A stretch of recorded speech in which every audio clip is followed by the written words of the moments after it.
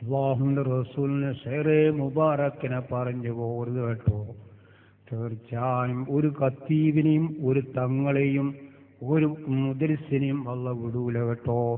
സംശയിക്കേണ്ട കാര്യമില്ല, സംശയത്തിന് വയ്യില്ല. മക്കളെ ഇവിടെ വന്നു കഴിഞ്ഞു കേട്ടോ. അതാ മക്കളെ ചെറുപ്പക്കാരെ, എന്നെയും നിങ്ങളെയും സൃഷ്ടിച്ചത് റബ്ബാണെന്നുള്ള ബോധം കൽബിൽ വേണം കേട്ടോ. ഉമ്മയോ വാപ്പയല്ല കേട്ടോ, ആലോചിച്ചു കൊള്ളാം. അല്ലാഹുവിന്റെ അടിമകളാണ് ഞാനും നിങ്ങളും. ഏത് ഖത്തീബും ഏത് കാളിയാറും ഏത് തങ്ങളും ഏത് കുട്ടികളും അല്ലാഹുവിന്റെ അടിമയാണെന്നുള്ള ബോധം വേണം കേട്ടോ. മക്കളെ ചെറുപ്പക്കാരെ, കുറ്റക്കെട് കളിച്ചു പോകരുത്, അള്ളാഹു പറയാത്ത വഴിയിലേക്ക് പോകരുത്, അല്ലാഹുവിന്റെ റസൂലിനെ ചീത്ത പറഞ്ഞു പോകരുത്, ഷെഹ്റെ മുബാറക്കിനെ പറഞ്ഞു പോകരുത്. മക്കളെ കോലം മറിച്ചു കളഞ്ഞു കേട്ടോ. നഊദു ബില്ലാഹ്.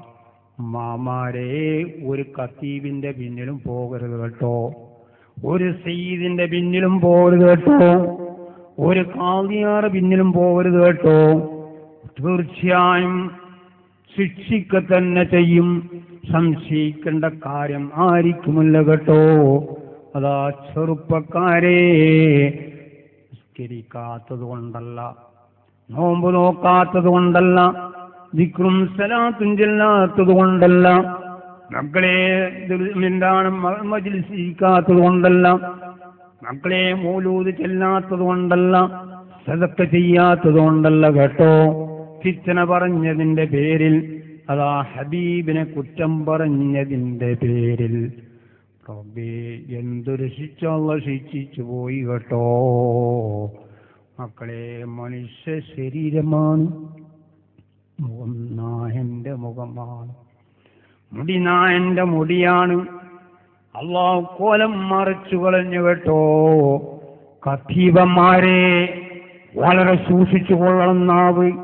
തീർച്ചയായും അല്ലാഹു ശിക്ഷിക്ക തന്നെ ചെയ്യും, സംശയിക്കേണ്ട കാര്യമില്ല. കണ്ണുള്ളവർക്ക് കാണാം, ചെവിയുള്ളവർക്ക് കേൾക്കാം, ഉറപ്പാണ്, സംശയിക്കേണ്ട കാര്യമില്ല കേട്ടോ. തീർച്ചയായും ആഖിബത്ത്. മക്കളെ വളരെ സൂക്ഷിക്കണം ഉമ്മാമാരെ. ഒരു ഖത്തീബിന്റെ പിന്നിലും പോകരുത്, ഹബീബിന് പറഞ്ഞ ഒരു ഖത്തീബിന്റെ പിന്നിലും പോകരുത്. തീർച്ചയായും കുടുംബം മുഴുവൻ അല്ലാഹു നശിപ്പിച്ചു കളയും കേട്ടോ. വളരെ ആലോചിക്കണം മക്കളെ.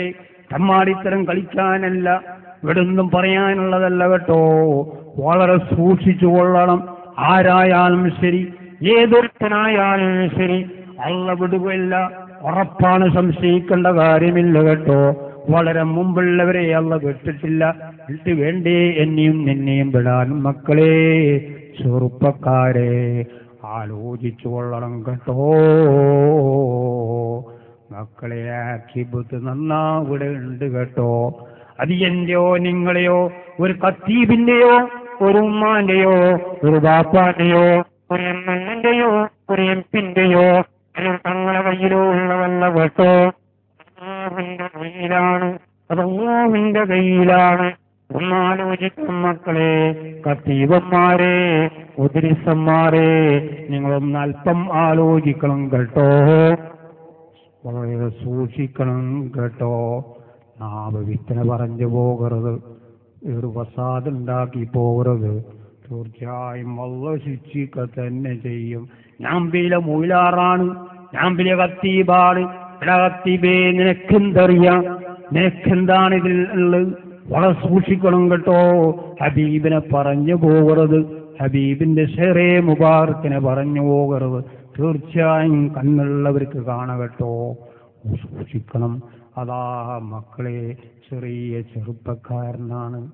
റഹ്മാനായ റബ്ബേ,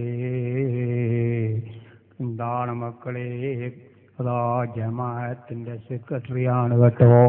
ജമാഅത്തിന്റെ പ്രസിഡന്റാണ് പറഞ്ഞതുകൊണ്ടോ, അല്ല സെക്രട്ടറി എന്ന് പറഞ്ഞതുകൊണ്ടോ, അല്ല ഭാരവാഹി എന്ന് പറഞ്ഞതുകൊണ്ടോ ഒന്നും ഇവിടെ രക്ഷപ്പെടൂല കേട്ടോ. അതാ ഷെറേ മുബാറക്കിനെ പറഞ്ഞതിൻ്റെ പേരിൽ ഒരാഴ്ച അതാ കോയിനെ എങ്ങനെ അറുത്തു അന്നലക്ക് പടച്ച് മരിച്ചതുപോലെ മരിച്ചു കഴിഞ്ഞു മക്കളെ, മരിച്ചു കഴിഞ്ഞു കേട്ടോ.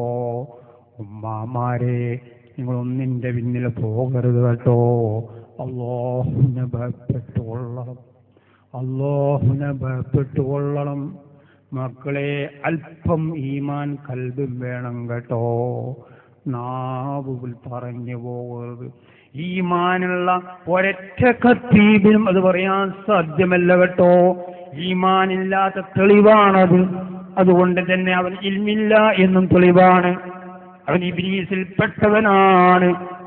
നരകത്തിന്റെ അവകാശിയാണ്. സംശയിക്കേണ്ട കാര്യമില്ല, ഒരുത്തിനും സംശയിക്കേണ്ട കാര്യമില്ല കേട്ടോ.